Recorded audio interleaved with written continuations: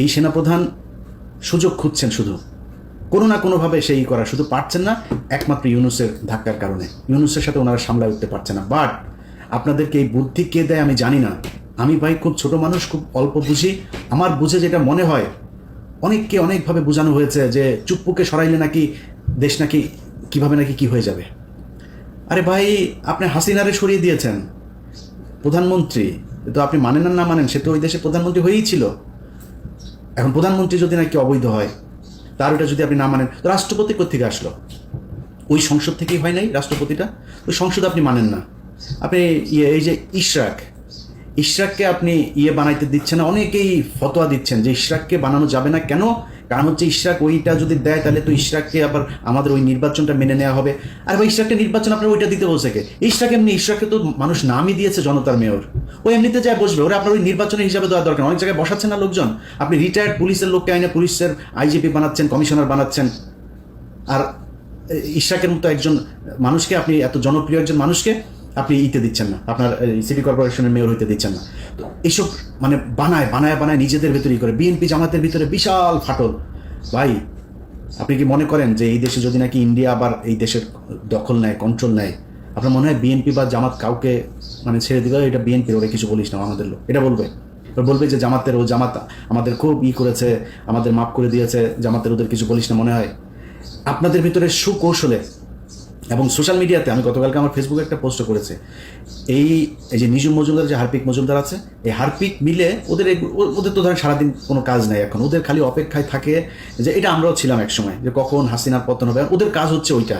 But আমাদের সাথে যে জনসমর্থনটা ছিল, ওদের সাথে সেই সমর্থনটা নাই। পার্থক্য শুধু এই জায়গাটাতে। ওরা করছে কি, বিএনপির নামে আইডি খুলছে, অমুক উপজেলা যুবদল, অমুক জেলা ছাত্রদল, এভাবে খোলা বিএনপির আবার শিবিরের নামেও খুলছে একইভাবে। বিএনপিকে দিয়ে বলা হচ্ছে শিবিরকে, জামাতকে, আবার জামাতকে দিয়ে খালেদা জিয়াকে নিয়েও খুব বিশ্রী ভাষায় কথাবার্তা বলা হচ্ছে। বিএনপির লোকজন খেপছে। এই যে দুই পক্ষের মধ্যে মুখোমুখি দাঁড় করিয়ে দেওয়া হয়েছে, দাঁড় করিয়ে দিয়ে বোঝানো হচ্ছে যে তোমাদের জন্য বিএনপির চাইতে আওয়ামী লীগ বেটার একটা প্রতিপক্ষ। আবার বিএনপিকে বোঝানো হচ্ছে যে তোমাদের জন্য জামাতের চাইতে আওয়ামী লীগ অনেক ভালো, বেটার প্রতিপক্ষ। কারণ জামাত আসলে জামাতের অনেক বেশি জনপ্রিয়তা লাভ করবে, তাদের কাছ থেকে তোমরা কখনো ভোটে জিততে পারবে না। এই যে জিনিসগুলো বুঝায়া যা যা করা হচ্ছে, সব গোয়েন্দা সংস্থার খেলা। এবং এই গোয়েন্দা সংস্থা কন্ট্রোল হচ্ছে কোত্থেকে? ভারত থেকে। তো যে বিষয়টা নিয়ে ভিডিওটা আজকে করতে এসেছি ভাই, সিম্পল, শুধু নিজে নিজে হিসাব মিলান। বিটিআর হত্যাকাণ্ড এই দেশের প্রধান, এই বাংলাদেশকে 15 বছর যে আপনার কন্ট্রোল করলো ভারত, সেটার প্রধান দরজা ছিল হচ্ছে পিলখানা হত্যাকাণ্ড। এই পিলখানা হত্যাকাণ্ডের বিচার কে হইতে দিচ্ছে না? সেনাপ্রধান হইতে দিচ্ছে না। প্রথম আলো, এই দেশের জঙ্গি নাটকের মূল হোতা, সেই প্রথম আলোর সামনে লোকজন গেল জিয়াফত করতে, ওর অফিস ভাঙতেও জানে, কারোর ধাক্কা নেই, অফিসে গায়ে হাত দেয়নি। আর্মি সরাসরি চলে গেল, পুলিশের আগে আর্মি সেখানে যায় লোকজনে মারলো। একটা ছেলেকে প্রথম আলোর নিচে নিয়ে সেনাবাহিনীর পোশাক পরা লোকজন সেখানে তাকে মারলো। এইসব ঘটনাগুলো কি আপনারা ফালাইতে পারেন না কিছু? আপনারা দেশে এই রাজনীতি মারাইতে আসছেন। আর বাটা যা, ওই পার্বত্য চট্টগ্রামে যা, পার্বত্য চট্টগ্রাম নাই হয়ে গিয়েছে। পার্বত্য চট্টগ্রামে বাংলাদেশের কোনো দখল নাই। আমার লাস্ট হাসিনুর ভাই আমার ইয়েতে আসছিলেন, উনি যা বললেন আমি অবাক হয়ে গেলাম, আমি নিজেও জানতাম না।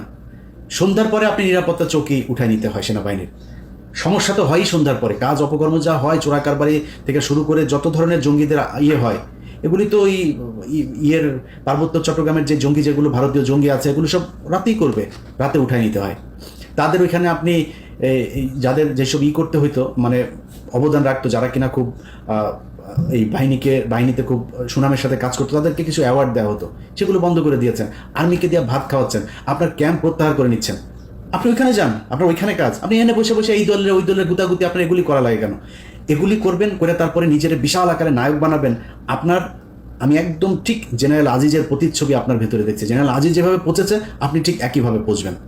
আপনি ডিজিএফআই এর দিয়ে লেখায়া বিভিন্ন গণমাধ্যমে আপনি লেখাচ্ছেন, এটা করে আপনি নিজের করতে পারবেন না। আমরা এখনো বেঁচে আছি ভাই, আমাদেরকে কিনতে পারবেন না। ডিজিএফআই ওই টাকা পয়সা দিয়া, ওই যে কি বলে ওর নাম কি, ডাক্তার জাহিদ টাহিদ, আরও কিছু ইউটিউবাররা আপনারা কিনছেন, মাসে মাসে পে করেন, অন পেমেন্টে এদেরকে দিয়ে আপনারা নিজেদের পারপাস সার্ভ করেন।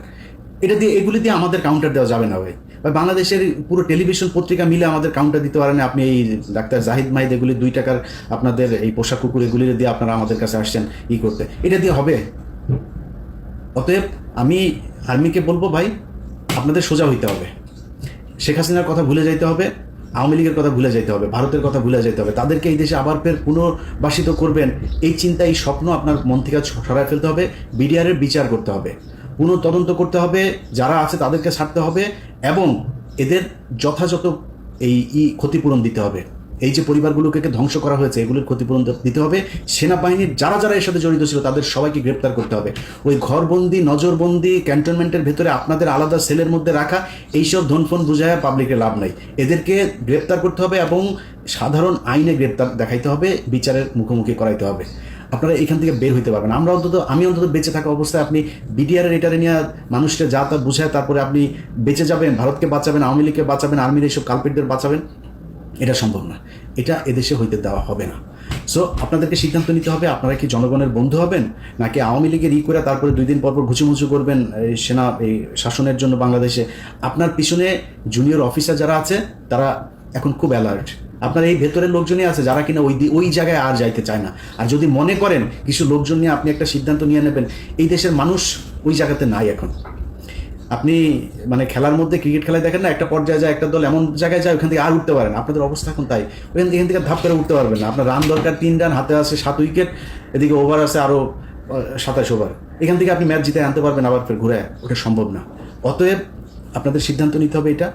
আর আমি খুব বিনয়ের সাথে বাংলাদেশের বিএনপি এবং জামায়াত আপনাদের কাছে বলতে চাই, বা ছাত্রদেরকেও বলতে চাই, ভাই আপনাদের ছাত্রদের সাথে খুব খারাপ একটা সম্পর্ক হয়েছিল, নতুন করে তাদের সাথে আমার সম্পর্কটা আবার আমি নিজেই তাদের সাথে শিথিল করেছি, মানে সুন্দর করেছি। অতএব এই সম্পর্কটা তাদের সাথে রাখতে চাই। আপনাদের কাছে অনুরোধ একটা, তাদেরকে আমি এটাই বলেছি যে ভাই এই প্রথম আলো, ডেইলি স্টার, এই ইন্ডিয়া, আওয়ামী লীগ এইসব ফাঁদে পা দেওয়া যাবে না। আমার নিয়ে গালাগালি করেন, কিচ্ছু বলবো না, কিন্তু আমার যখন আপনারা দেখবেন আমি প্রথম আলোতে গিয়েছেন তখন ভাই আমার রক্ত এগুলি মানে টকবক করে ফুটতে থাকে, আমি নিজের কন্ট্রোল করতে পারবো না তখন। সো এটা তাদেরকে বলা আছে। ছাত্রদেরকে বলি, ভাই আমার কারোর ক্ষমতার ভাগ দেওয়ার দরকার, আমি কারোর কাছে কোনো চেয়ার চাই না, কোনো পদও চাই না, কিছুই চাই না, 1 টাকাও চাই না। যেখানে ছিলাম ওইখানেই আছি, এইখানেই থাকবো। আল্লাহ যেন সারা জীবন ওই জায়গাতে রাখে। আল্লাহর কসম করে বললাম ভাই, এই ভিডিওটা যখন রেকর্ড করছি তার কয়েক মিনিট পরে মাগরিবের নামাজ, এই সন্ধ্যার সময় সবার সামনে আল্লাহর কসম করে বললাম, মৃত্যুর 8 দিন পর্যন্ত এই জায়গাতেই থাকবো ইনশাল্লাহ।